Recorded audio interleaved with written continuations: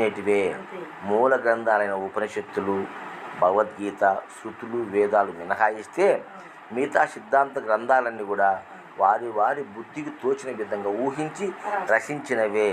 వీటిల్లో కొన్ని మతపరమైన గ్రంథాలు, కొన్ని జనరంజకమైన గ్రంథాలు, కొన్ని జనహితమైనటువంటి గ్రంథాలు, కొన్ని లోక కళ్యాణ నిమిత్తము రాసిన గ్రంథాలు, కొన్ని కట్టుబాట్ల కొరకు రాసిన గ్రంథాలు, కొన్ని ధర్మము చెప్పే గ్రంథాలు, కొన్ని నీతి నియమము కొరకు రచించిన గ్రంథాలు, కొన్ని యుగ పురుషుల చరిత్రలు, కొన్ని ఇతిహాసాలు, కొన్ని పురాణాలు, కొన్ని సాహిత్య గ్రంథాలు, ఇలా అనేకమైన వర్బల్ స్పిరిచువాలిటీకి సంబంధించిన రచనలు అనేకం ఉన్నాయి. అంటే వాచ్యార్థంగా చెప్పేటువంటి ఎన్నో గ్రంథాలు ఈ భూమి మీద వ్యాగండ్ల కొద్దీ ఉన్నాయి. ఆనాటి గురువు